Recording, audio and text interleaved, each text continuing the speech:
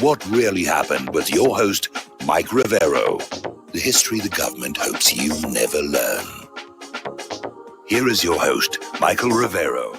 And welcome to our show today. It is Monday, November 2nd, 2020, start of a brand new month. And of course, tomorrow is election day. And it's just getting really, really crazy out there. And I suppose I want to start off now just by encouraging everybody, if you have not already voted with the early voting or the mail voting or whatever, please make a point of getting on out there and voting tomorrow, because the races are very, very close. The polls are being skewed to try and discourage voters from going to the polls here, but you need to get on out there, because it is going to come down to just very, very tiny fractions of percentages differences in some of these swing states here, especially in Pennsylvania, which is a must-have for Trump to win. If he doesn't win that one, then chances are he's not going to win re-election. And of course, after Election Day, we're going to still be counting votes in some of those states for another week. Then there's going to be another week of writing, followed by the start of the 2022 campaigns. So that's how things are being done here in the United States of America. Fox News is running a banner right now saying the final scramble for votes, and it's out there. Now, Donald Trump is out there saying that despite Biden is leading in 4 swing states, and that's only in one set of polls, and the other set of polls, Trump is ahead, and Trump is saying our numbers are looking very good, and he has definitely been racking up those frequent flyer miles on Air Force One the last couple of days. He did, I think, 5 stops yesterday, did 4 today.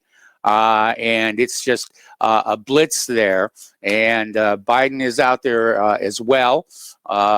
And here's a very bizarre story, and it kind of worries me. This is from the Gateway Pundit here, where Joe Biden made these 3 stops in Michigan with Barack Obama. And at one of them, Barack had to say his name 3 times before Biden actually walked out on the stage here.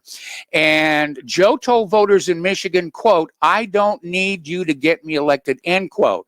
Now, whether that's his typical arrogance going on, or he knows that the vote riggers have got his election in the bag, I don't know. But this is the second time he's made a comment like that about, if you don't like what I'm doing, don't vote for me.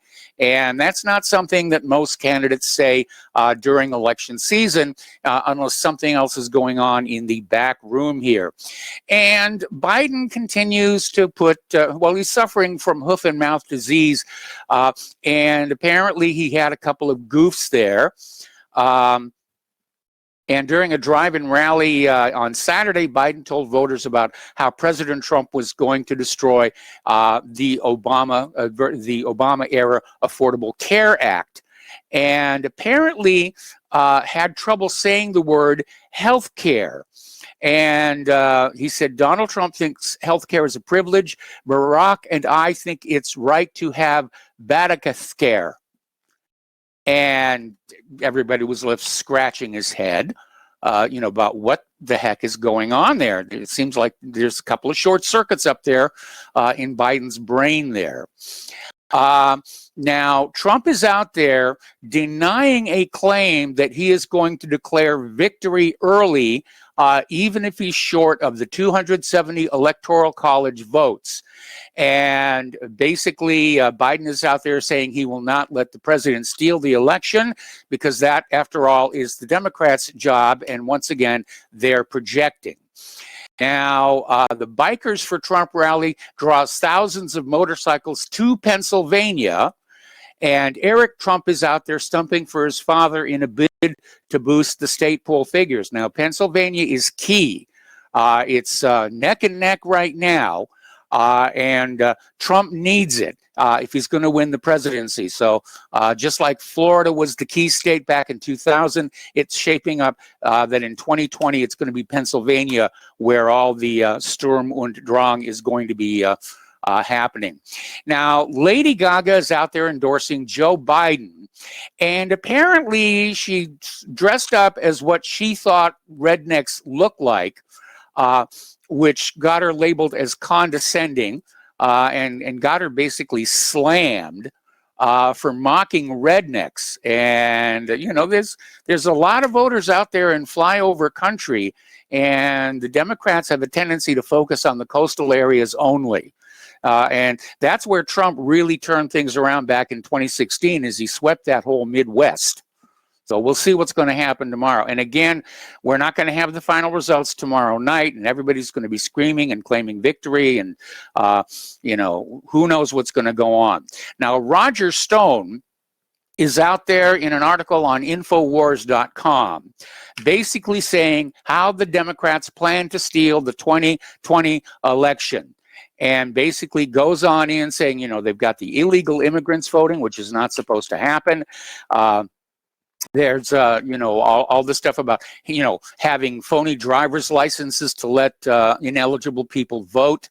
You know, burning up ballot collection sites in heavy GOP areas. I mean, just all kinds of stuff they're doing. They're not even really trying to hide it. Now, Biden is out there stumping. He and Kamala Harris are out there. They're actually going more socialist these last couple of days of the campaign here. And Joe Biden is out there once again pounding that he wants to confiscate rifles, such as AR-15s.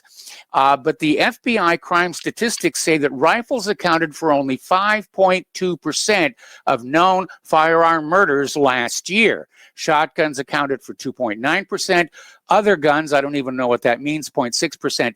Handguns were responsible for 91.3% of murders in 2019.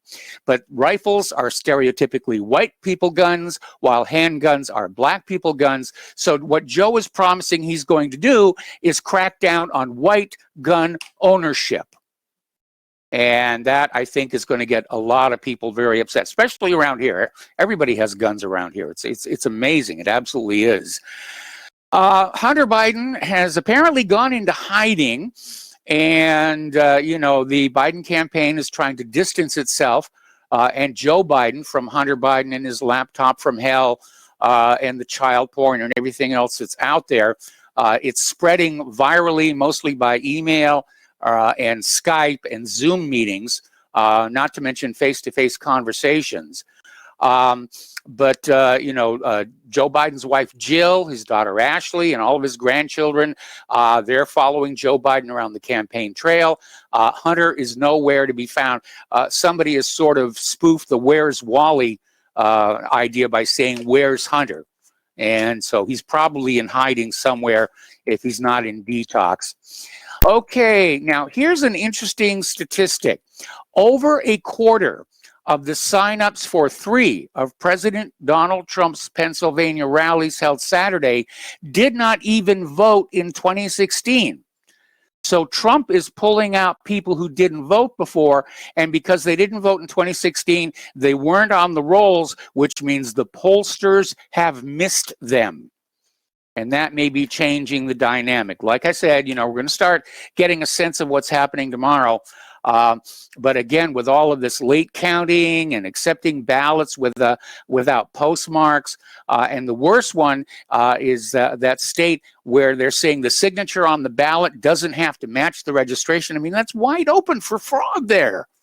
You know, our election system is just totally crooked here. And, you know, this could wind up in the courts up until the safe harbor day when the Electoral College voters get selected by the various states. Now, business owners in Democrat-controlled cities are starting to board up their storefronts in preparation for an onslaught of mostly peaceful demonstrations should Trump win the election tomorrow. And the real concern is that the party of love and tolerance is going to lose the election and react pretty much the way they reacted when Hillary lost back in 2016. So one business owner in Los Angeles is out there saying, we just want to make sure our businesses will be safe from the sudden outpouring of peace, love, and tolerance. So they're worried about all these Democrats roaming around spreading peace following a Trump victory. Now, apparently, the White House is having a new non-scalable fence put up today just before the election. It's going to secure the White House complex, the Ellipse, and Lafayette Square. And so they're very concerned about something happening there. There is that group that announced a week ago that they were going to drive Trump from the White House even if he won the election. So I'm sure the Secret Service are earning their overtime now. All right, let's get into COVID-19. It's still out there, and we're getting arguments back and forth here. Faced with the reality of a winter surge, Sweden is finally bringing in some restrictions after months of being one of the few countries with no lockdown. So they're starting to say maybe we need to do a lockdown. In contrast, Russia is not planning a lockdown for the second wave, suggesting it should never have locked down for the first one. Because it caused a lot of damage to their economy, much as the lockdowns have kneecapped our economy as well. Now, at one of the Trump rallies, the crowd started shouting to fire Dr. Fauci. And Trump said, you know, let me wait until a little bit after the election. I appreciate the advice. So he's dropped a hint that he may fire Dr. Fauci once the election is over. Getting on into the international news, Armenia has released a video of a detained Syrian mercenary captured on the battlefield. The Armenian Ministry of Defense published the video documenting the interrogation of a person who is said to be a Syrian militant who was captured in the Karabakh region. And the man is on the tape, says his name is Yusuf Al-Abed Al-Haji, who's from the village of Al-Zayed. Let me try that one again. Al-Zayadaya, located in the countryside of the Idlib Governorate. And apparently he's married with 5 children, which kind of makes you wonder why he'd go off to war. All right, Donald Trump has now approved the sale of the F-22 Raptor to Israel. And it's part of an effort to placate Israel over the sale of F-35s to the United Arab Emirates. Details are still forthcoming, but the sale will require an act of Congress. That's a piece of cake for Israel. Congress has forbidden exports of the F-22 to prevent the stealth technology falling into foreign hands. Getting approval for sales to Israel usually isn't that difficult, but this may prove to be the exception. And apparently President Clinton approved the idea of such a sale in 2001. By the time he left office, it was ultimately forgotten. Okay, we're seeing more of the land grab going on here. Apparently, Israeli soldiers attacked Palestinian farmers to kick them out of their lands in Beit Unmar town in the south of the West Bank, forcing them to leave their land. And apparently, an activist in Beit Umar told WAFA that Israeli soldiers fired tear gas canisters at farmers harvesting the olive crops on their land. And they had to leave after inhaling the gas. Now, the reason the olives are so important, it takes 10 years after you plant an olive tree for it to bear a saleable product. And so when you hear about settlers going in and chopping down the groves and everything, this is an attack on Palestinians' livelihood. Olive harvesting and olive exports is one of the major businesses of the Palestinian territories. Okay, there is another story, this one coming out of Middle East Monitor. Israel is subjecting Palestinian children to abuse, both physical and psychological. And apparently there was this kid who was grabbed from his home. The Israelis told his father he would return the next day. He did not return until the following year. And apparently child prisoners are a major part of the Palestinian narrative. Hundreds of children as young as 12 are detained and prosecuted by the Israeli military system every single year. Out in California, lobby groups are once again trying to manipulate the public education system in California in order to censor Palestinian and Arab scholarship. using the excuse that they're fighting anti-Semitism. And apparently the current battle is around the state's ethnic studies curricula. And pro-Israel groups are agitated over the state's decision to reinstate Arab American studies in the proposed ethnic studies model curriculum after they pressured the California Department of Education to remove it altogether. Make them invisible, I guess. All right, we have talked before about some of the very wasteful military spending in this country, mostly on weapon systems that fail to perform, certainly in comparison with what they cost. And we have talked before about the Freedom and Independence class littoral combat ship. And apparently they keep breaking down the ones that have already been built. They're not going to build any more. They've gone back to the drawing board to devise something new. But apparently the littoral combat ship Detroit is limping back to Mayport, Florida from a deployment in South America. And this is the latest setback for the Freedom Variant's complex propulsion system. They have had all kinds of issues with the propulsion train of those ships here. So Detroit will redeploy to Southern Command when repairs are completed, according to the U.S. 4th Fleet Commander, Rear Admiral Don Gabrielson. And apparently they're saying it suffered an engineering casualty during routine operations, and a technical evaluation determined that in-port repairs would be required. All right, let's get into the economic news here. I'm trying to get through the news so we can get the phone lines open and talk about tomorrow's election. Huawei purportedly has a plan to defeat U.S. sanctions by building its own chips. Now, Huawei has apparently decided they are never going to be free from U.S. sanctions, which have choked off its access to much needed chips, and so they're going to build their own chip plant. According to the Financial Times, Huawei is working on a plan to develop its own chip plant in Shanghai. Now, Trump administration sanctions prohibit any company from using U.S. software or equipment to sell chips to Huawei without a license from the Department of Commerce. Huawei's just going to build their own. And of course, that's a loss of business and profitability to American chip makers. So, not a well thought out plan here, Mr. Trump. Because Huawei is going to get their chips anyway, and they're not going to get them from U.S. manufacturers here. Now, J.P. Morgan is out there making a statement to the effect that economic disaster and more lockdowns are actually going to be great for stocks. And we've seen the stock market go up and up and up. There have been a few downs, but it was up again today. And, you know, the commentary keeps flipping back and forth. I mean, the first, back in 2016, they were saying a Trump victory was going to be good for the stocks.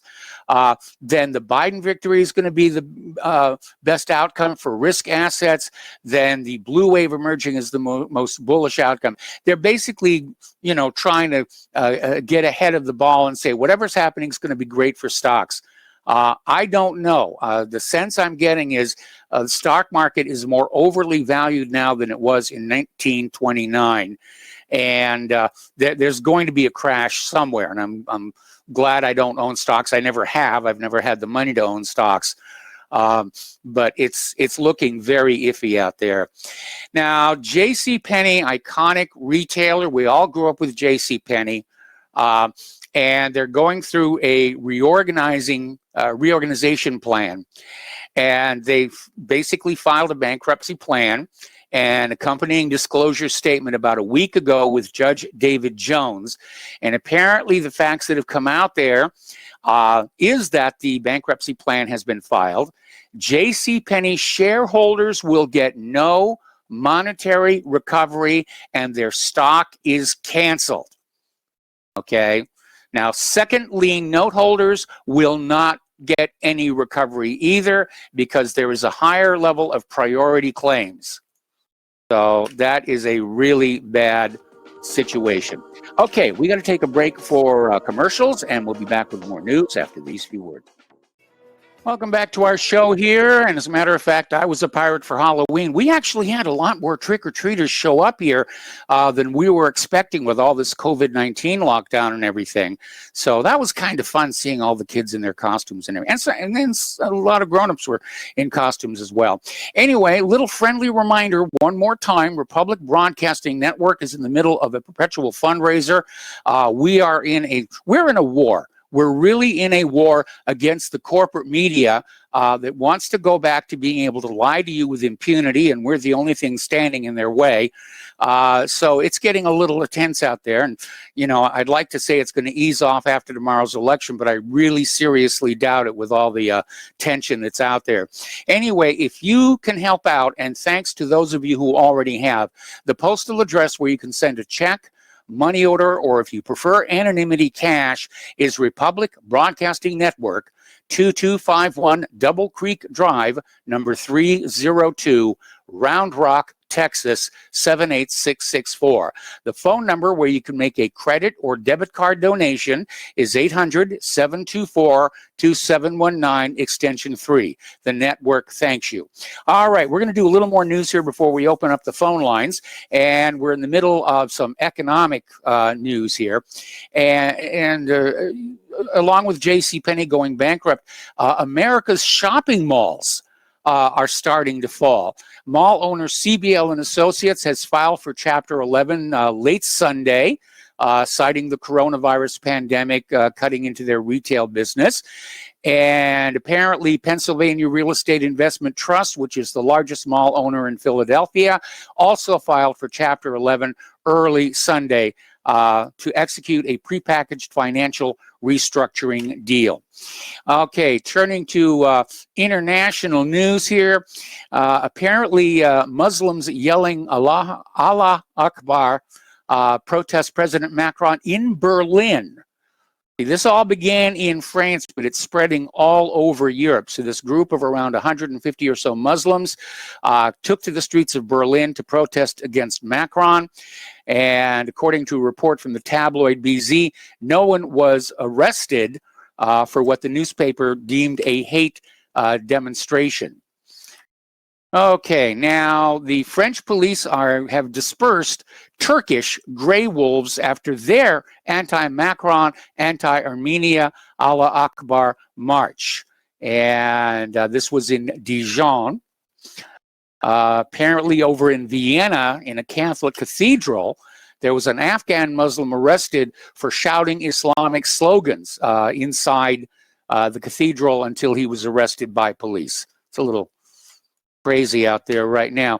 Pro-Turkish slogans have been used to deface an Armenian memorial center in France. And apparently, an Iranian migrant has been charged with manslaughter over the English Channel drownings. 37-year-old Iranian man was charged with manslaughter after a family of 5 drowned trying to cross the English Channel from France. Now, the alleged trafficker, who was also a migrant, was arrested last Friday by authorities in Dunkirk, marking the first time an accused Channel people smuggler has been charged with manslaughter. It can be very rough water there in the English Channel here.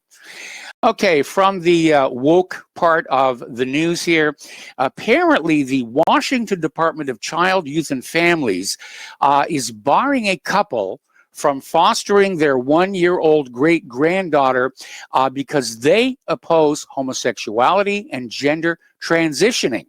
And so they denied this couple from fostering this great-granddaughter because the great-granddaughter somewhere in the future might want to transition to being a boy. Okay, but apparently a federal judge reversed that decision, and the great-grandparents are going to have the kid. I think sanity finally broke out on that one. I really, just in time for Christmas shopping here, apparently there's a company that is making action figures of Dr. Anthony Fauci and House Speaker Nancy Pelosi. Something tells me they're not going to sell very well. I certainly wouldn't want one. Over in Kazakhstan, all convicted pedophiles' names, pictures, and addresses are publicly released. It's prompting fears of vigilante attacks, but apparently parents can use the map and database to check if there's a pedophile nearby. Let's see, where is Hunter Biden right about now? All righty. NATO has a new mission, according to Dylan Poll. Defending the West from the Russians is so last century, and now its new mission is to save the world from climate change, according to an op-ed written by NATO Secretary General Jens Stoltenberg. Well, they don't have a real enemy to fight, so they're going to keep on sucking money out of the various countries to fight climate change because it's making the world more dangerous, and NATO's task is to preserve peace. Actually, they haven't done a very good job of that either. And I think Stoltenberg probably wrote that in the hope that Biden is going to win tomorrow's election. And, well, there's music. We got to do more commercials. We'll be right back. And welcome back to our show here. A couple more science stories, then we're going to open the phone lines here. Scientists over at the Large Hadron Collider hope to make contact with a parallel universe outside of our own. And who knows, maybe they're doing a better job of it than we are. But apparently they're going to fire up the LHC to its highest energy levels ever in a bid to detect or even create miniature black holes. And all I can say to the scientists at CERN is don't drop it. Okay, a few weeks ago, there was a big news headline about how phosphine had been discovered in the atmosphere of Venus, and that the way the chemistry worked, the only way phosphine could be created was through biological processes. But apparently scientists not involved in the original detection took a fresh look at the data, and they are casting doubt on the idea that there might be life on Venus. So take a hint, go back to Mars. Spoiler alert, there is life there. Okay, let's go ahead. Boy, the phone lines are just loading right up here. Peter in Los Angeles, welcome to the show. What's on your mind? Hi, Mike. Can you hear me? Yes, you're on the air. Well, okay. Mike, I'm calling in. You were talking about in California, they're trying to amend the textbooks and curriculum to basically expunge any kind of criticism of Israel. Yeah. About 3 years ago, Dianne Feinstein, our senator, our Jewish senator, her husband sits on the board for the University of California Regents. Yes. And he put forth a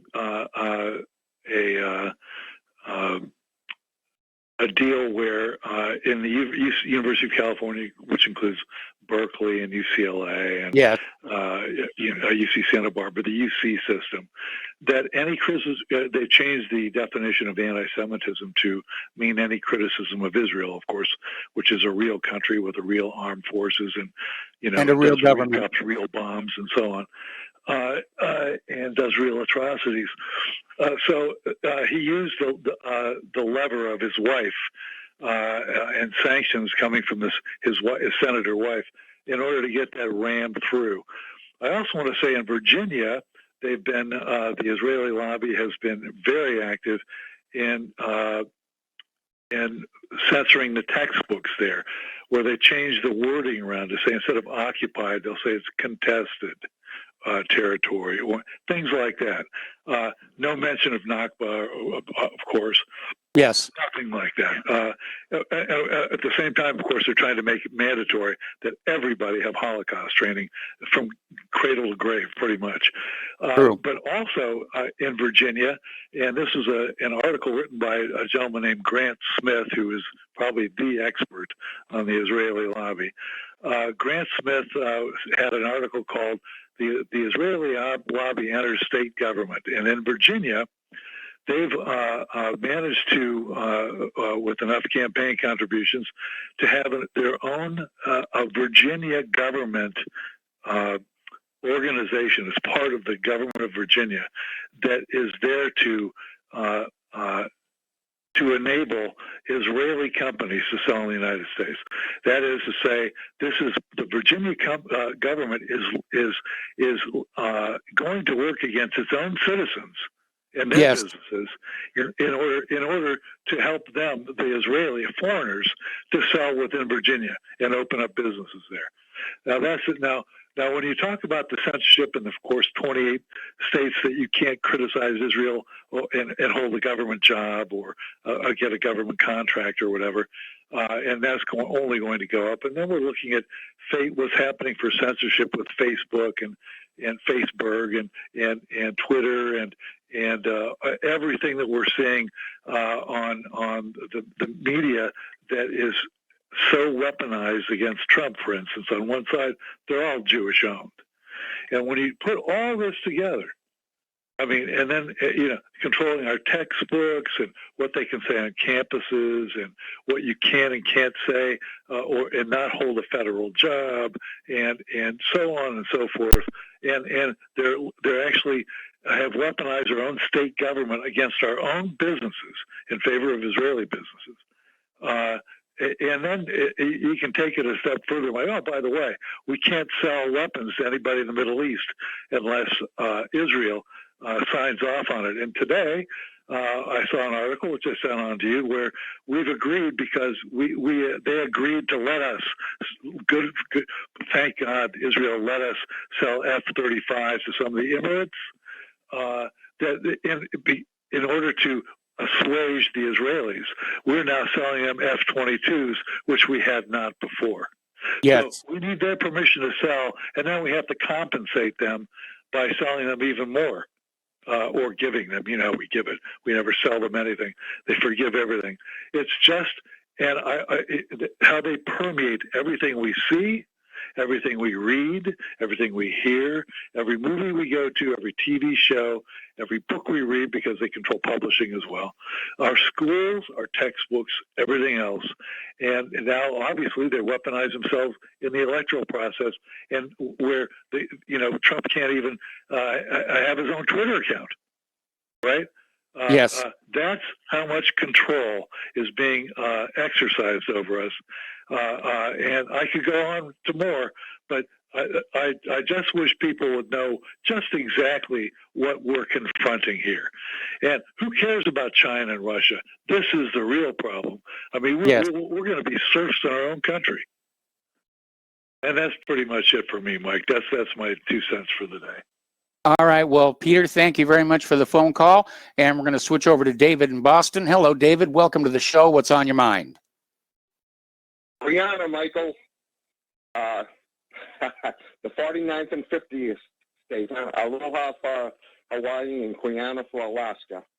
That's Yupik Eskimo for. Actually, that's Jewish Yupik Eskimo. Guyana. They say that coming and going, just like shalom. Shalom, shalom. Yes. Guyana, Guyana. But anyway, always good to hear Peter. He has a great namesake, of course. So, Mike, you know what? I'd like to give a shout out to Layla.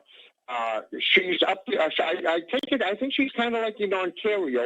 I used to speak with Ernst Sundell. We got in the habit of speaking on Sundays when he was at 16 Carlton Street in the Zundel house. I used to love his power letter. I used to receive it up in Eagle River, Alaska. Mm-hmm. And so anyway, I'd characterize Layla the same way Ernst characterized himself, as a militant pacifist.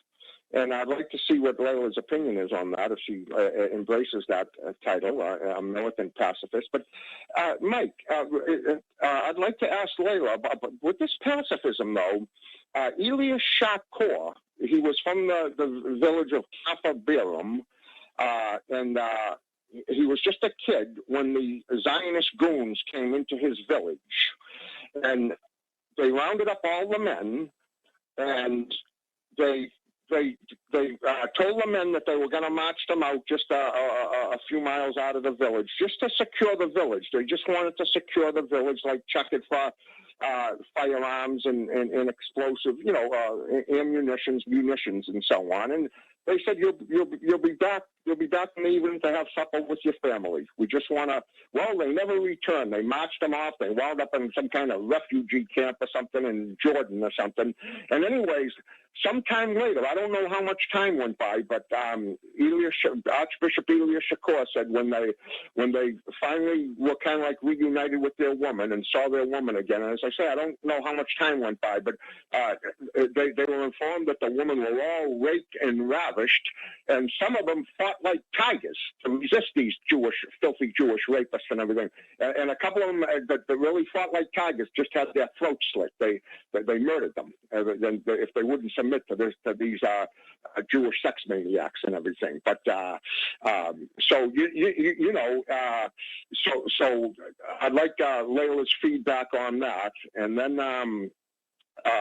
And I love Layla, like we all do. She's fantastic. Like the one man, Al from Canada, said she's a fascinating woman, and I second the motion. But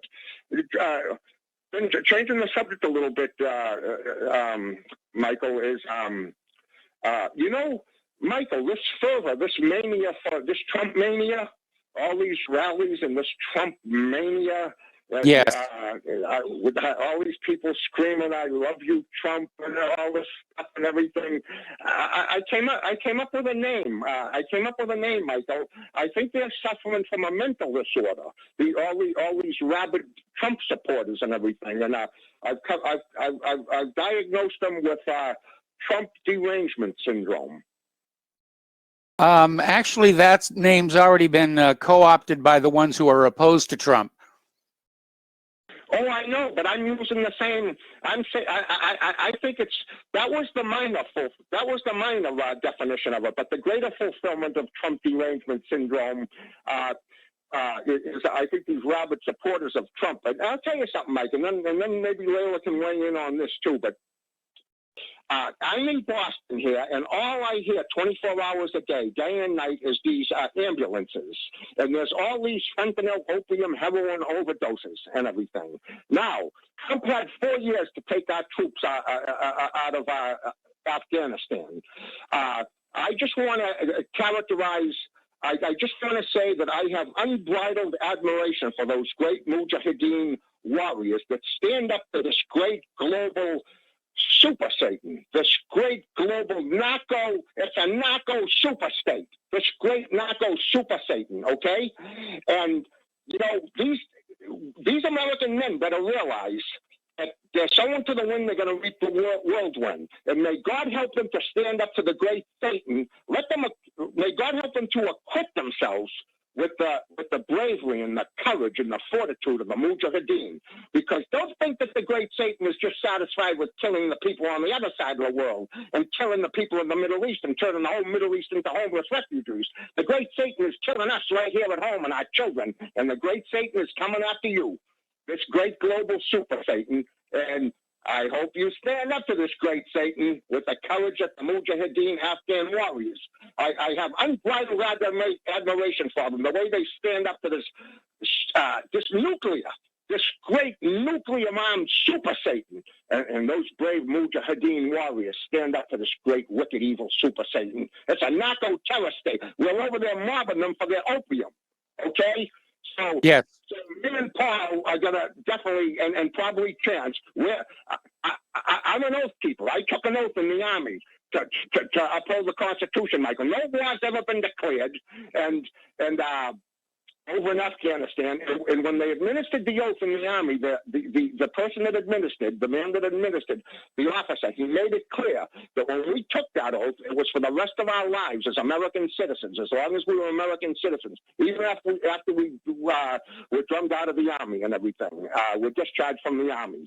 And so I renounce, reject, I condemn this great global super Satan, this great global narco terrorist state. And I stand in solidarity with the Mujahideen warriors. I stand in solidarity with Qasem Soleimani, who drove the Israeli Secret Intelligence Service Sunni hordes out of the Middle East. And the only reason Trump killed General Soleimani is that maggot-infested butthole just wants to take the credit for destroying ISIS. But it wasn't. It was Putin and General Qasem Soleimani that rid the Middle East of the Israeli Secret Intelligence Service. And having said that, Mike, the last thing I'll say, I have a little saying, Mike. You can lead a horse to water, but you can't make him drink. Everyone's heard that. But I say this, you can lead a man to knowledge, but you can't make him think. True. Thank you, Michael. All right. Well, thank you very much for the phone call. We're going to switch to Ray in Indiana. Hello, Ray. Welcome to the show. What's on your mind today?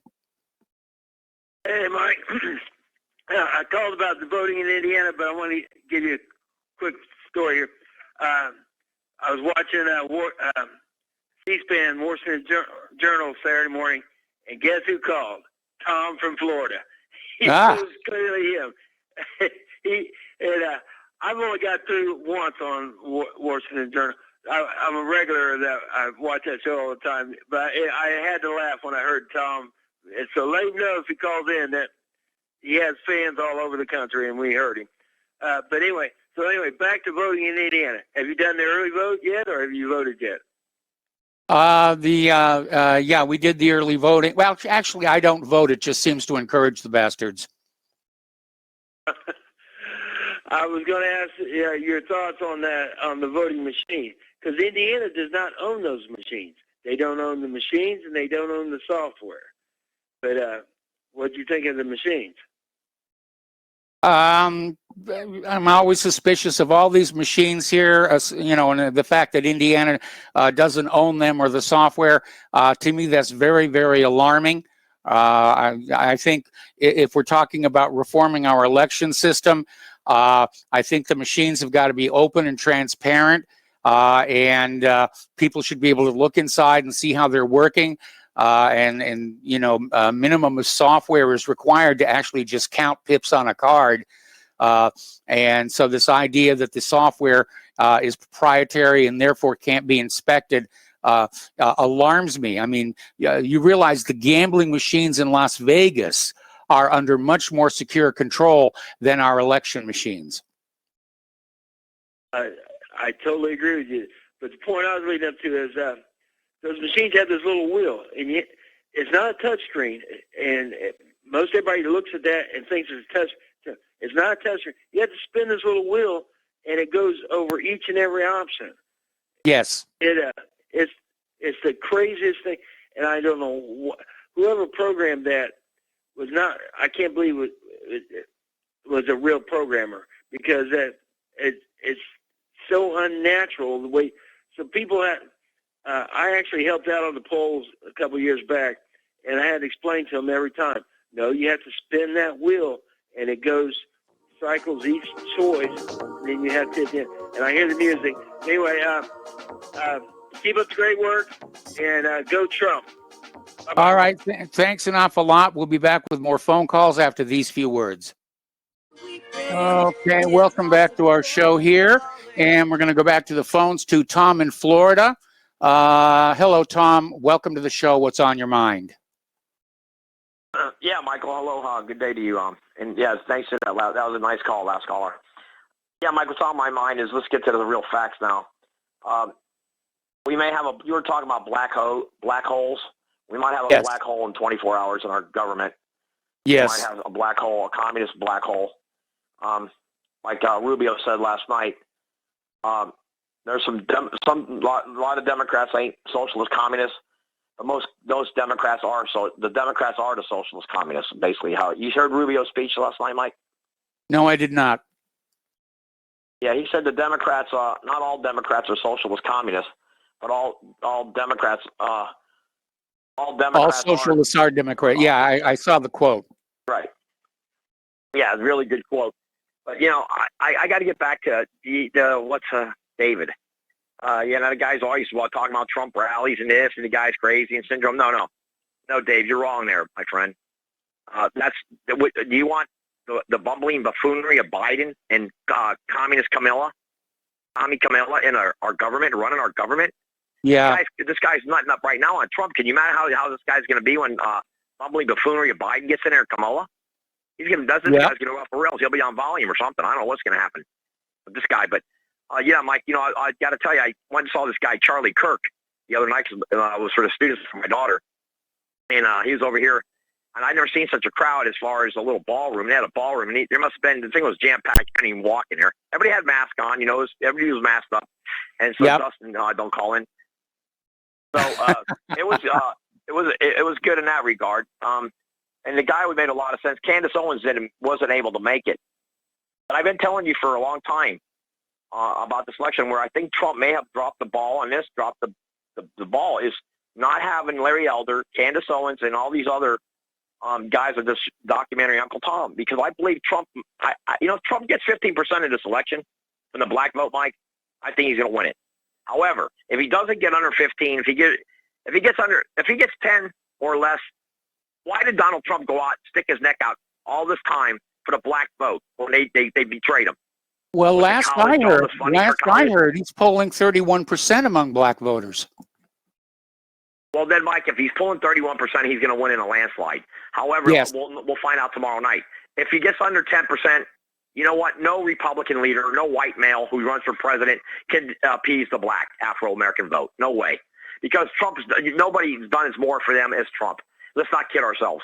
If he doesn't carry at least 15% of the black vote after all he's done is gave out, and what other white candidate who's ever going to run as a Republican is going to have this outreach? The blacks, Mike.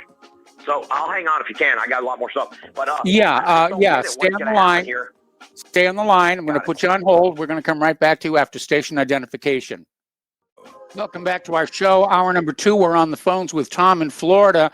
And Tom, I think one of the reasons that Trump is polling 31% of the black vote has less to do with what Trump has done for the black population and more to do with the realization among the black voters that the Democrats keep promising they're going to make things better, but never really have. And the Democrats have had this attitude that they own the black vote.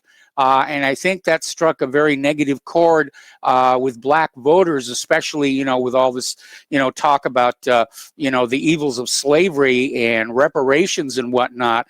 And I think black voters are realizing the Democrats, in a very metaphorical way, have put them back onto the plantation. Well, yes, Michael, I agree with that. But let me let you know what's going on here in South Florida. Here, yesterday we had a rally before the Trump rally in Opelika. There was 4,000 cars lined up for miles and miles. I'm going to tell you how they're getting the news. Not one Spanish station, 51 or Channel 23, would report on this rally. None of the ABC, NBC, or CBS affiliates would talk about it. They wouldn't interview none of the people in this 4,000 caravan rally here on one of the 2 major roads, Coral Way and the Bird Road area. And what happened is, when he was in Opelika, he did have 46,000 people at that rally, supposedly. Okay, now they're complaining about the mask and it was over curfew. I don't know if you heard about that. But listen, let me get back to this. You know how they're getting their information now, Mike? All these networks, what they're doing, these Spanish networks especially, they're using drones. They're flying a drone over, they're taking the video, and then they send it into, they don't even bring these news reporters out and these trucks, with the Channel 4 truck and all that, the Channel 51 trucks, they don't do that no more. They use drones, they fly over the crowd, they don't want to report it, they only put it on the air for 10 seconds. Even the Spanish network. So there is a big cabal, like Peter said earlier. Pete was right. The Zog is running everything. Zog is running this country right into the ground, okay? Zog is running this country because you can see what's going on with the news broadcast. But now here, Mike, I'm going to talk, and I want our friend Dustin to call in today because I'm going to give him a little ammunition. I want to know what Dustin thinks about the 29, almost 30,000 women that weren't allowed to go on Facebook and post for Donald Trump. And I want Dustin to call in and give me an explanation of what's going on in New Jersey. What all these Trump supporters, they can't even get on Facebook or Twitter. They can't even talk to each other. I mean, you tell me what. And I gotta hit back what Peter said, Mike. How are these Jews that only represent? There are only 7 million of them in this country, almost 8 million. Okay, 140 million Catholics. How are these Jews, Mike, in the Senate getting all these Senate seats like Feinstein in California? You got Blumenthal in Vermont. You got all these schmucks. All these Bernie Sanders, Bernie. How does Bernie get elected in that state? Are these people, white people, nuts? Are they absolutely insane? We hear this guy, Dave, calling all the time, ragging.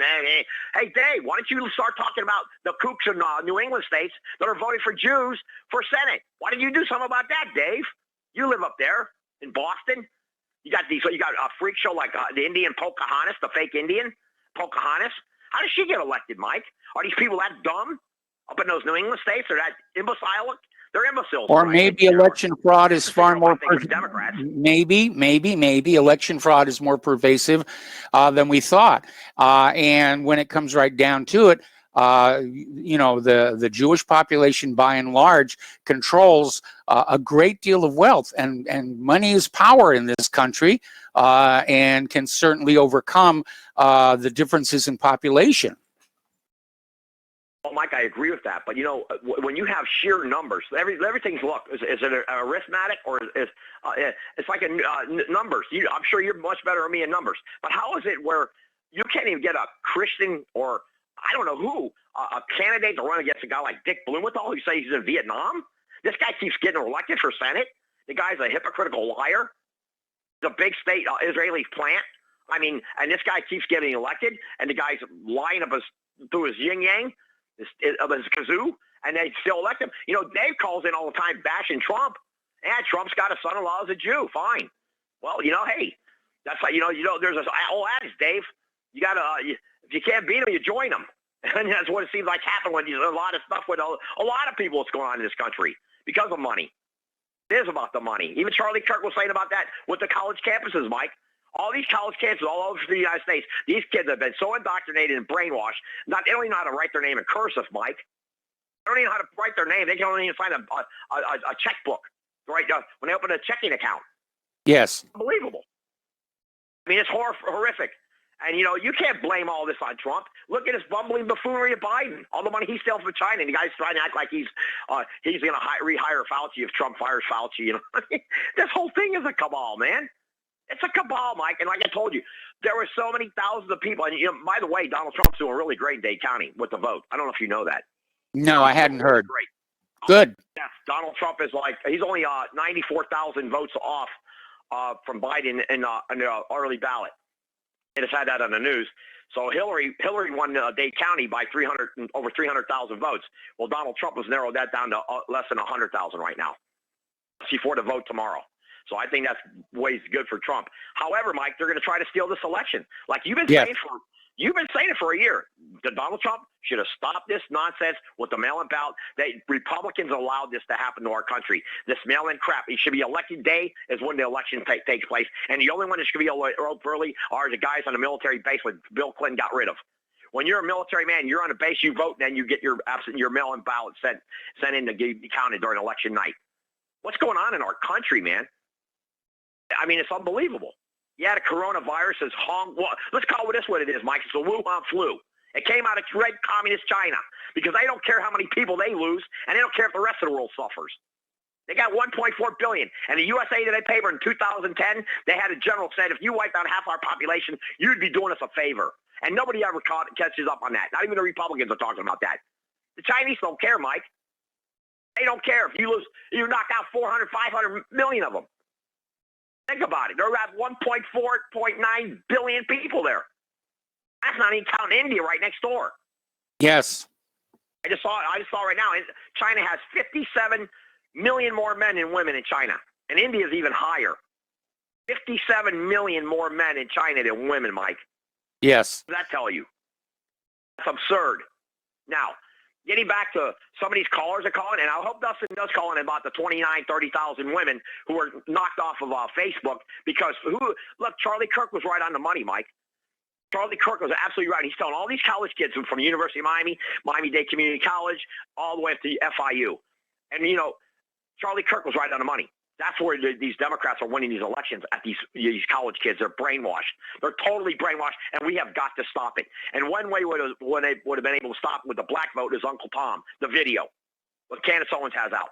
Uncle Tom, if I believe that if Trump would have got out 10 million of those copies of Uncle Tom to all these Afro-Americans so they can send it to other family members, I think Trump would get 50% of the black vote on this election right now, tomorrow. However, he didn't do that. like a lot of things he hasn't done with like sanctuary cities. Mike, we're living in a country where we got sanctuary cities, and these Democrats, every one of them, look at all these cities are burning up. They're all Democrat. All these cities that have sanctuary cities are all controlled by Democrats. You never heard anything else about Jesse Smollett. Okay, you never heard about what happened to Molly Tibbetts. Molly Tibbetts, correct? Was her name from Iowa? Yes. Joni Ernst, the senator of Iowa, would have run that ad about her and the illegal aliens. She'd be winning by 90% right now in the polls. The angel mothers and fathers. We never hear about the angel mothers and fathers anymore. Trump did, however. Sunday he had a thing. November 1st will be the day is known as Angel Mothers and Fathers Day for Americans murdered by illegal aliens. I thought that was really good on Trump's part. I think he's going to get a lot of votes with that too. There's a lot of angel mothers and fathers. You know, all we're hearing about the coronavirus. Hey, Mike, we still don't know to this day how it was made. We know it was made in a lab, but what is it made out of? A bat blood? Was it a rat blood? What the heck was it made from? A pingling? What was it, Mike? What kind of blood was mixed up? What kind of concoction was this? Who made this concoction? For what? What was the purpose to make this concoction? Try it out on Barry Soetoro Hussein Obama? I don't know what the heck this is, man. That's another thing, Mike. Soetoro Obama's out there today. This guy looks like the Democrats like they have no energy. However, they're going to try to steal this election through the mail-in ballot, Mike, and you know that. Well, it's not just the mail-in ballots. There's a lot of other stuff going on there, you know, and, you know, I thought 2016 set a record for election fraud, but that's, you know, that's about to be broken tomorrow. Yes. I got to say one more thing on the other callers. There is a couple of rappers here, famous rappers. I don't know. I just heard about them. I don't even know who they are, but I heard a couple of guys here, rappers in South Florida here. They have a big following of blacks, and they're voting for Trump. I think the one guy's name is Little Pump or something, Pump this, and all these girls are crazy about this rapper here. I think he's Hispanic, so he's bringing in a lot of votes for Trump. I do believe that if Trump keeps this, like what they're saying right now on the news, that he keeps this early ballot under 100,000, I think he's going to run away with Florida, Mike. I think Trump's going to win Florida because when the Panhandle comes in, he's going to wipe Biden up there. Trump's going to wipe Biden out up in the Panhandle from Jacksonville all the way to Pensacola, all the way down into, down to Orlando. The villages, and the villages here in outside of Ocala, they're very, very much voting for Donald Trump. I believe he's got 87% of the village vote. So we'll see. It's going to be interesting how they're going to try to steal Florida. I do, Mike. I got to say, if Trump does carry Florida and North Carolina and Arizona, I think he's gonna take it. How do you feel? Well, Pennsylvania is still key, and we're going to be, all eyes are going to be on Pennsylvania. And I noticed that the Trump campaign asked the Pennsylvania Election Commission to identify everybody who's transporting the ballots, where they're being stored, and how they're being guarded. And I think they're going to send poll watchers to make sure that games aren't being played with those. And apparently the Pennsylvania Election Commission was very, very upset at this request. Yep. It's going to be very interesting, Mike. And I to a couple of your callers like Dave and all that, Dave, if you get a guy like bumbling buffoon Biden in there with communist Camilla, your gas price can go probably around $5-6 a gallon. Your heating oil, forget it. It's all going to be off the charts. You people in the New England states are going to get wiped out financially, totally wiped out. And you know what? Please, Mike, like I always say, I hope these guys all come down here with their filthy politics. I really do. I don't want none of these guys living from New York, Jersey, California, moving into Texas. We don't need this, man. And the people in Idaho don't want it. People in Montana. I mean, I'm not saying. I'm saying all your callers are great guys. They're all great guys. I'm just hoping. I'm saying in a big narrative, we don't want all these licky, touchy-feely liberals moving into these states. We don't need it. That's why they're trying to look. Why are all these Central Americans and Mexicans moving up here, Mike? Why? Because they can't. Well, the liberal destruction of our country. I mean, when I was a kid and I went to school, they taught us gun safety. Today, it's drag queen story hour. Exactly. It's just totally amazing what's happening. And the leftists have gotten away with so much. It's beyond pale, man. It's beyond pale what's happening in the United States. And let's just hope, pray that this man can pull it out for another 4 years. If not, Mike, I tell you what, I think it's all out. I think it's a total destruction of the United States. And I tell you right now, they think Antifa's bad, and they think all these other groups are bad. They ain't seen nothing yet. Hey, look, Mike, they got Washington boarded up right now. What is Yes, going on? they do. All these cities are being boarded up. What for? Well, they're expecting violence after the election results, especially if Trump wins. We're definitely going to see rioting for, weeks, if not months. Well, Mike, Trump does win. He's got to start thinking like, what would Eisenhower do? What would Eisenhower do if they tried this nonsense with him and his at that time? It's like immigration. They didn't try that with Eisenhower. He deported them back.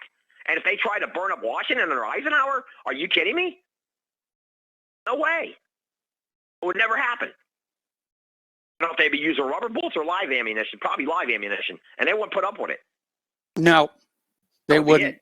So we'll see what happens. This can be really interesting in the next 24 hours, Mike. And thank you for taking my call. God bless you. And all I can say, Mike, hey, the Republicans to me are liberty, and the Democratic Party is they're the party of tyranny.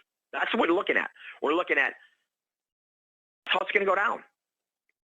Liberty, okay, you're going to end up with tyranny, and that's exactly how. Remember, I told you that it's going to play it out. If Trump doesn't win tomorrow night, we're looking at all-out tyranny in this country from here on out. And I don't think another Republican's going to get in there unless it's all out. It's going to be like 1860, Mike. I believe you feel the same way. Yeah, it's it's shaping up that way. I'm hearing so many people talking about, violence in the streets and a new civil war and the balkanization of the United States. And, none of this is anything I want to see happen. But, right now I can't think of a way to keep it from happening. Anyway, listen, we're going to let you go. Are you done? Yeah, Mike, one thing. I just want you to know that these Hispanics that live down here, they don't, especially the Cubans, they already went through communism. They lost their country through socialism, communism. And they're really they're very vocal and very outspoken. And I'm telling you, you saw that at the rally last night there. I mean, fire Fauci and all that. I mean, they don't want to go through communism again, man. That's all I got to say, actually, really, about that. And like I said, all right. Well, Tom, thank you very much for the phone call here. And right now, our phone lines are full. And if you try and call in, you get automatically disconnected. And that works with the 800 number and the 512 number. So just, wait until some more callers are done and then try calling back in because, everybody's got an opinion today, which is, of course, what this show is all about. We're going to go back to the phones here to Mark in North Carolina. Hello, Mark. Welcome to the show. What's on your mind? Hey, what's going on there, Mike? Questions on my mind. When I hear what these Democrats are trying to do, with their fraud there, with the mail fraud. Yes. And I've been getting all kinds of contacts and texts saying, "Oh, do you want to mail you?" I usually tell them to F themselves. Okay, fact. But then I already voted, and I voted straight Republican. Not that I'm a Republican, but right now the stakes are too high for the survival of this country, and what the Democrats have put up is just pure poison for this country. I just want to say something else too, though. I keep hearing certain callers making this sound like the problem is socialism, communism, or this ism or that ism. That's not the problem, mate. The problem is Malthusianism. Yes. Want to lessen the human population, okay? And that's where people like Bill Gates come in. If anything, the problem is more a predatory type of capitalism that these technocrats practice, where they get so much money, they start pushing everybody aside and start dominating everything. The big banks also. Big banks do it mostly for greed. Big Pharma does it mostly for greed. The technocrats use this stuff to push their form of Malthus on the rest of us, and they are the most dangerous. As far as socialism goes, there are good socialists and a bad socialists. You take Daniel Ortega there in Nicaragua. He's a very religious man, actually. He's outlawed abortion. He outlawed gay marriage. Yes. Very, very church-going country. And if you look at Belarus. And Lochenko there, who's everybody trying to make the big villain out now, he's a socialist. He's very close to, his system is very close to the old Soviet Union. They even call him the last, the last Soviet state, something like that.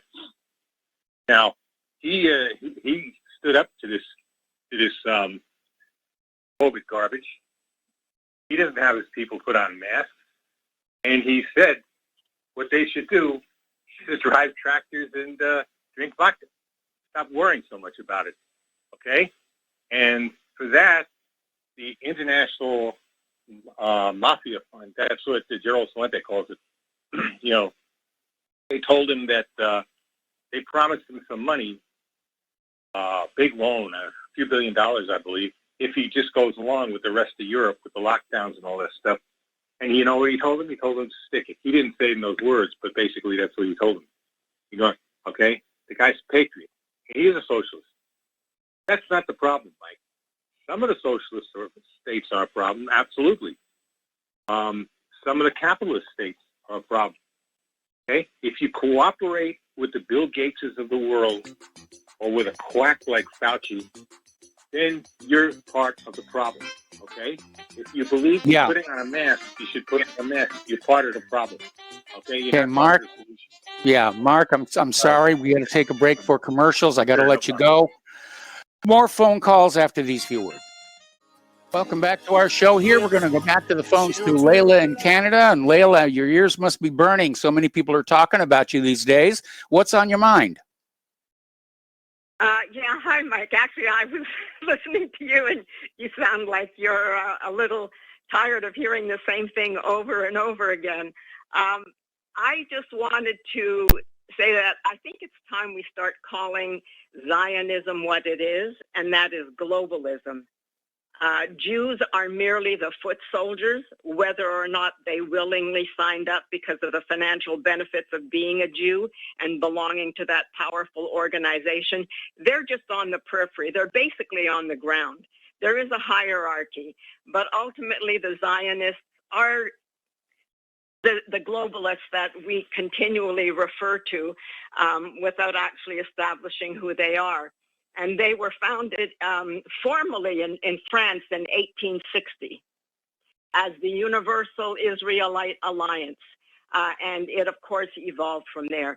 But anyway, I wanted to draw your attention to something that I noticed you didn't cover.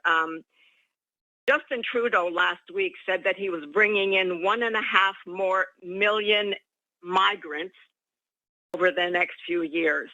And the excuse they're giving is so that they can fill the jobs that are empty. 1.5 million is what, I mean, they're acknowledging 1.3 million, so we can probably double that amount.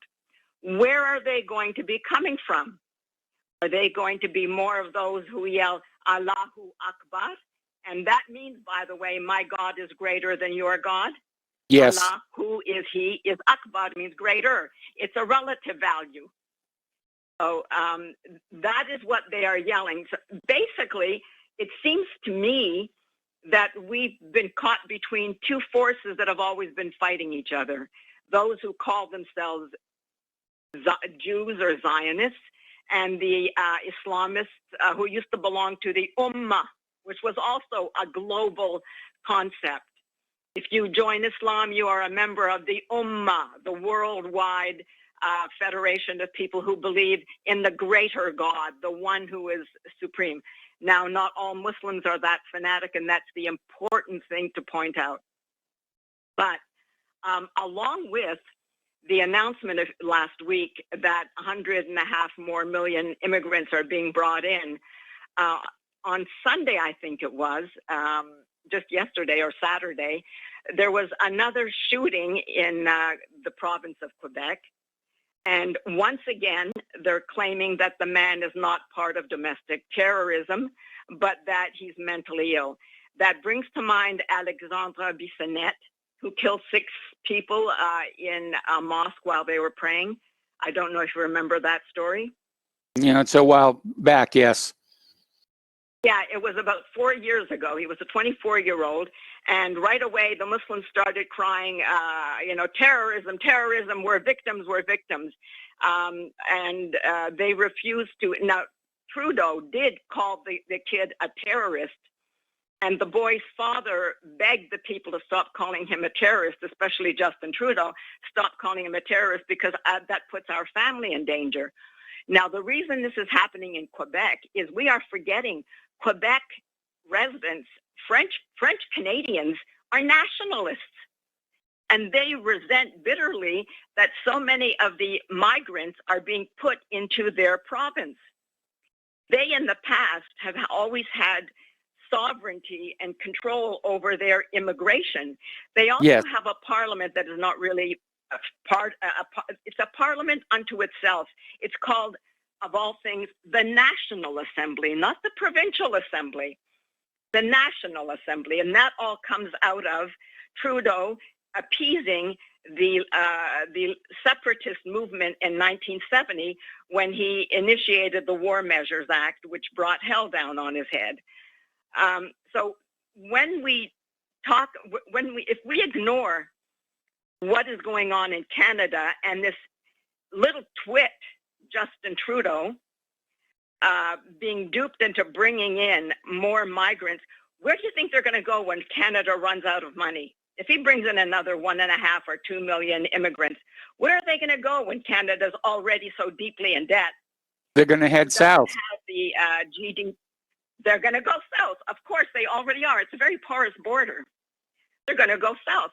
So the Americans, instead of worrying about the outcome of this coming election, which, by the way, is not really going to make much of a difference since both sides are being run by the same cabal, as Dave points out, and as many other people point out, and that cabal is the globalists or the Zionists, and not the Jews, but the Zionist elite.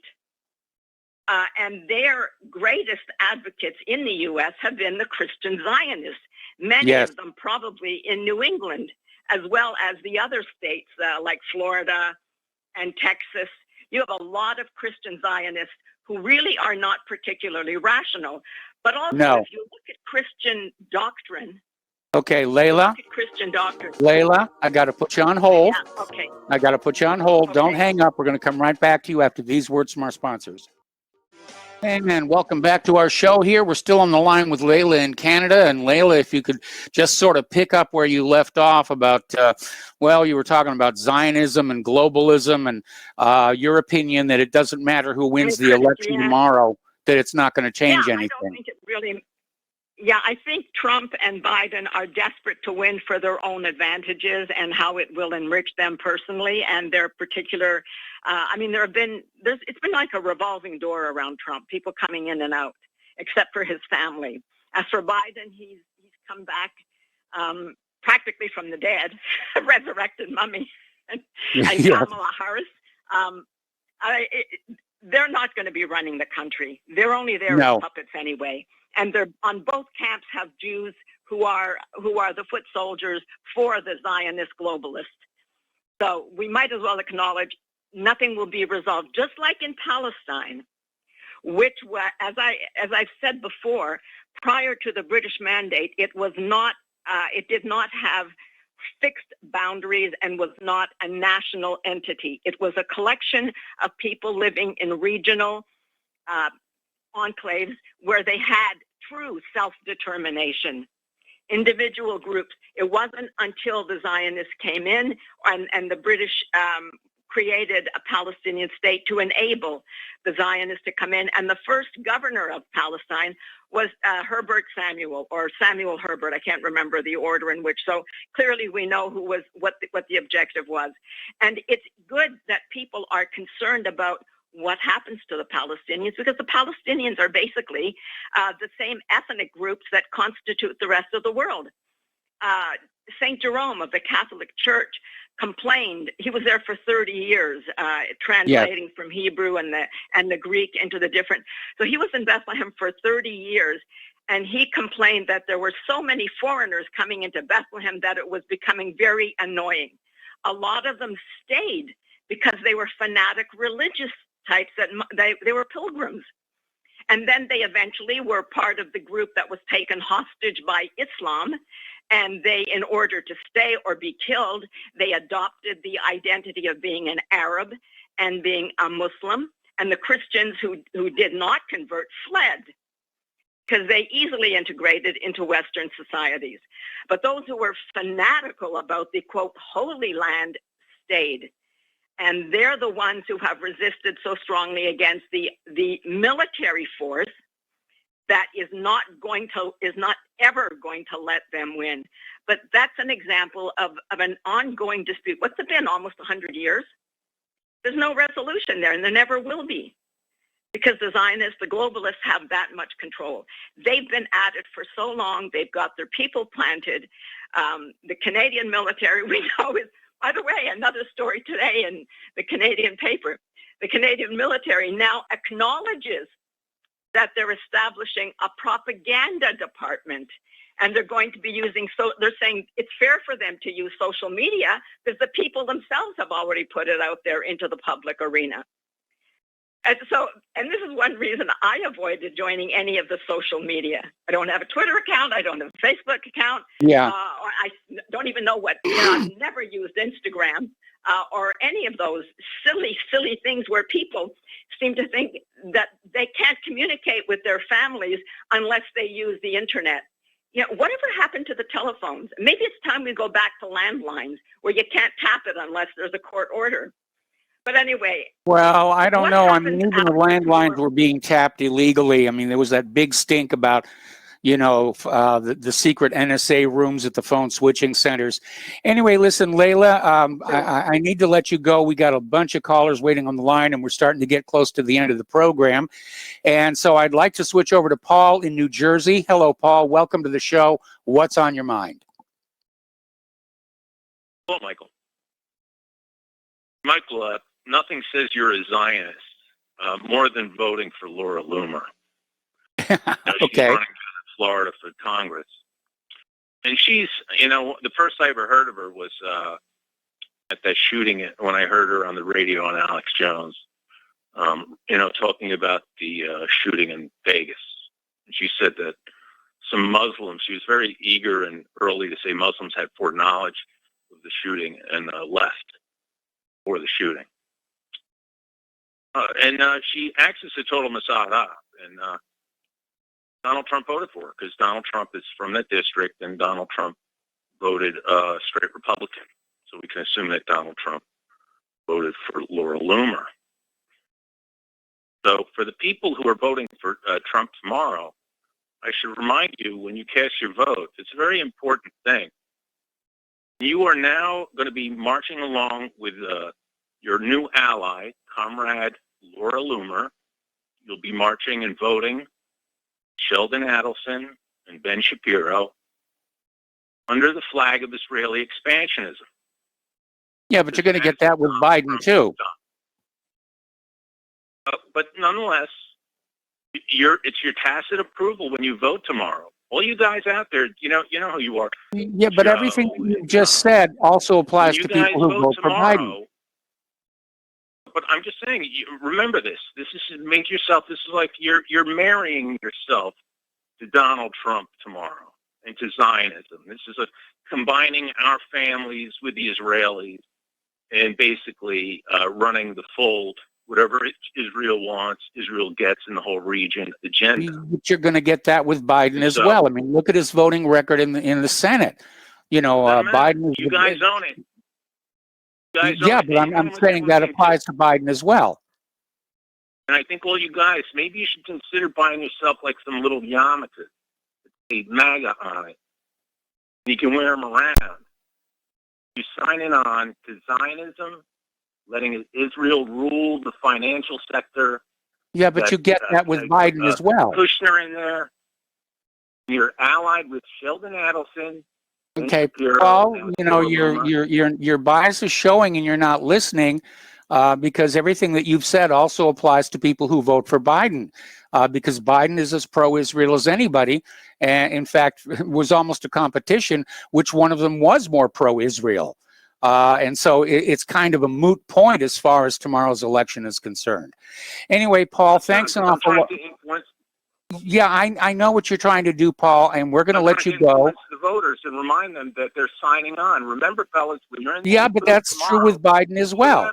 For Trump. That's okay. That's true with Biden as well. Paul, thank you very much for the call. We're going to let you go and switch over to Joe in California. Hello, Joe. Welcome to the show. What's on your mind? Hello. Thank you for taking my call. I wanted to say a few things. Okay. It's been a few years since I even called you, and the callers in are really growing, and the information is very good. When I first learned of you and Rancho Runamaca and all of that, yes. I heard... Oh, that's going back a lot of years. And I was awakened. There was one of your guests, or the people that call in, I happened to meet that person about 30 years ago when I made he kind of woke me up to it, where the old thing where you look at the dollar bill and all the hidden stuff in it. Yes. My awakening. And I got a pair of acoustats from the guy when he changed to his Martin Logans. And I still have those to this day. But let me get back on track, the things that you talked about today. One of them is I hope that you have George Webb on your show. George Webb is very knowledgeable about where the virus came from, who made it, where the money came and went, so on and so forth. Some people called in and said that talked about the black vote. The diamonds and silk women were punished brutally for standing up along and siding with Trump, and all of their funding was robbed from them simply because they supported Trump.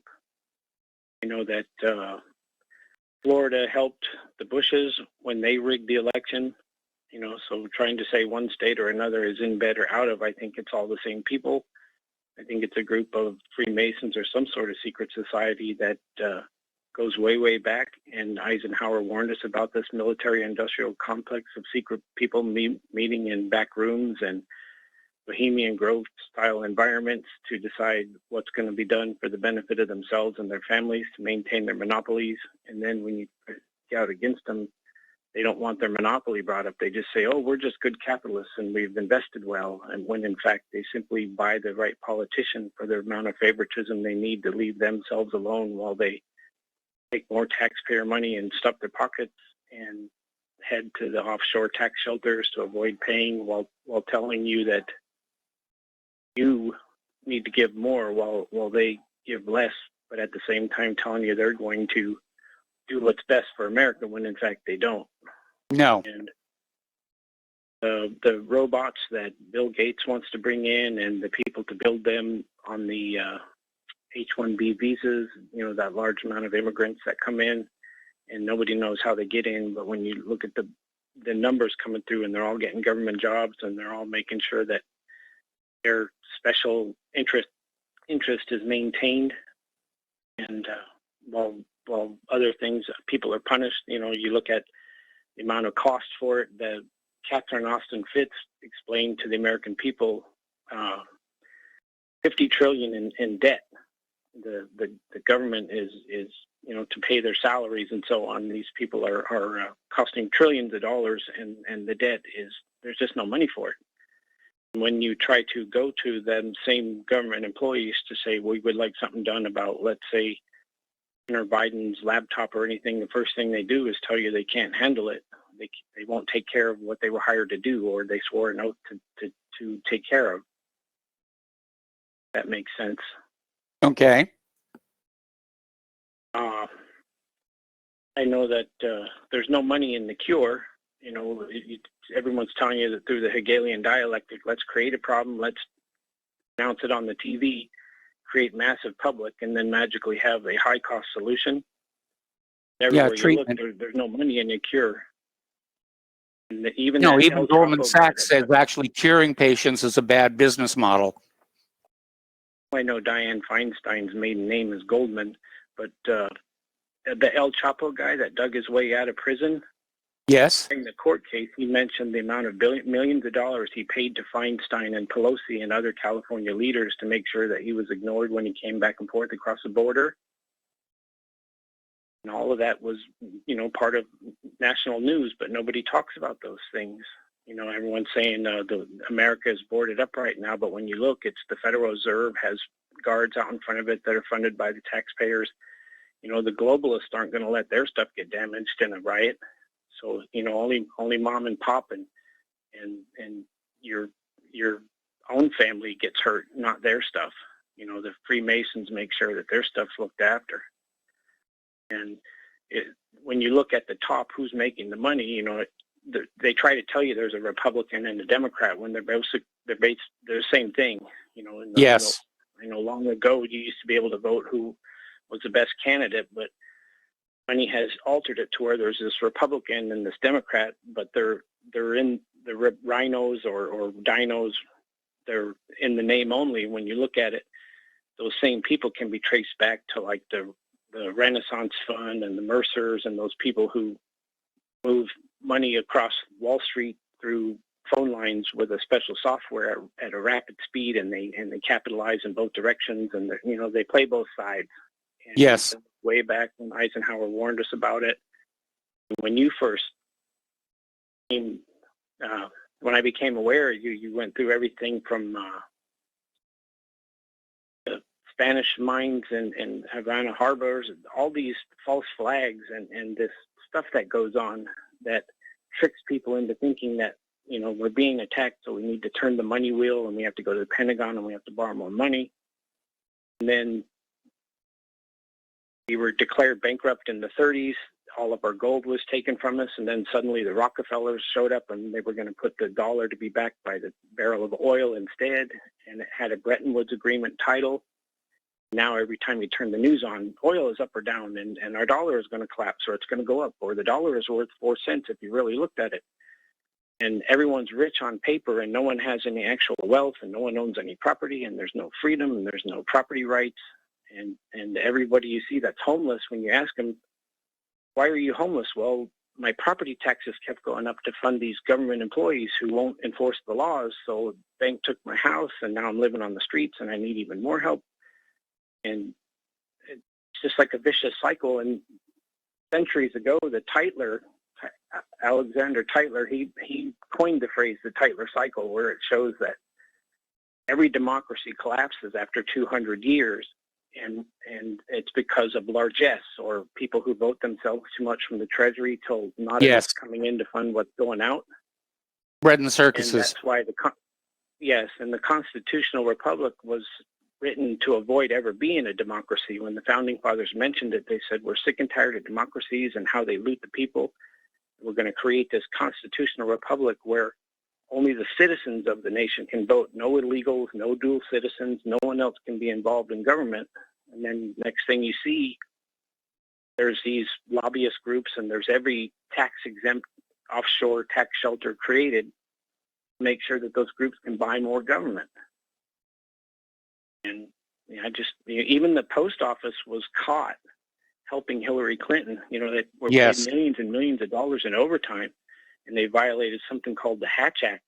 And these government agencies, FBI, and all these people who claim to be helping the American people, and when in fact they're doing exactly the opposite. The State Department says that they need 75 years of overtime pay in order to take the Hillary Clinton emails they have and compile them and format them into an easily readable document that the public can understand, and that needs 75 years of overtime. And it just seems like the fox guarding the hen house, or the people buying enough delay so that they can get a Democrat in office to hand out pardons, like truckloads of pardons. We get Kamala Harris in, and I know that she's not an American citizen. Neither parent was actually a citizen, and they never filled out the N400. Well, that's not a requirement. She was born in the United States, and therefore she's eligible to be the president if something should happen to Joe Biden. There's no requirement that the parents have to be born inside the United States, and that gets a lot of confusion out there. Anyway, listen, Joe, I'm going to have to let you go. We got to take our last commercial break here. We've got 3 more phone calls on hold. I'm going to try and get to all 3 of you in our last segment after these few words. And, pardon me, welcome back to our show here. We're going to go back to the phones to Miles in Maine. Hello, Miles. What's on your mind today? Aloha, Michael. Yeah, that was an info-packed call by Joe from California. Excellent. And, of course, Tom, he's always doing the job out there. But, with Joe, I'd like to add, we can't get around to Hillary's email because we got 28 FBI agents out at Bubba Wallace's garage seeing who pulled down the yes. garage door, with the strap. So, we can't get around to the things of less importance because we got to know what's going on with Bubba Wallace. Yes. But, again, I'm kind of perplexed by our caller there from North Carolina. Again, he, always calls in and bashes Trump, yet he's going to vote for him. But, he always finds some way to, exalt socialism somewhere in this world. I mean, it's just ironic because socialism is not Americanism, but he finds a way to exalt some leader from somewhere that's socialist somewhere on this planet, And he did like Bernie an awful lot, but he's always got some kind of way, there to exalt socialism. And never nothing good about Trump, but I'm going to vote for him. And, when it comes to Biden, Michael, you're exactly right. It's not about, voting for Biden. Are you going to vote for an Americanism? Because who is closer to Americanism on things? I think it's clearly good point. Because good both point. of them are, both of them are going to support Zionism because, hell, is there really any choice? You got the Supreme Court wrapped up with it, the schools, educational system, the banking system. So, I mean, my contention is show me the guy that's going against Zionism because you know what I'm going to get out of that? A big fat goose egg. That's what I'm going to get out of any of these political leaders because there's not one of them.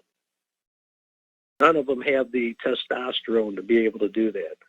So it's a moot point. I mean, now the point is, are you going for socialism, communism, or are you going to try and support at least somebody who's going to give us some remnants that we can maybe save and build on of Americanism?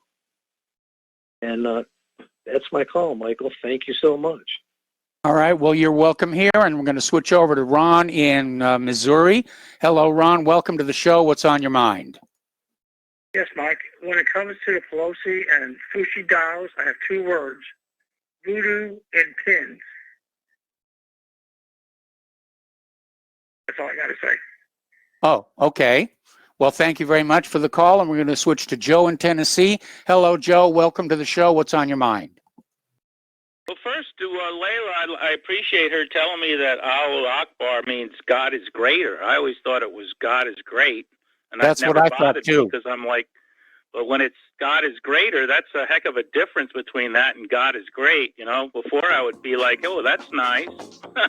But now I'm like, whoa, that's almost a threat. Anyway, just to these people about Trump and being a Zionist, Layla also brought up Zionism and globalism. Trump is a non-globalist Zionist, and there's a big difference. And as far as him voting for Laura Loomer, and that's the reason you shouldn't vote for him, that's ridiculous. She's a Republican.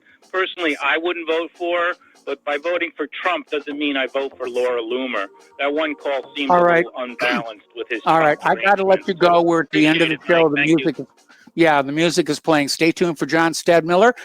Steve Elkins is on with John tonight, so you may want to listen to that here. Please spread the word of Republic Broadcasting. Spread the word of whatreallyhappened.com. Please donate. We'll be back tomorrow. Aloha, America.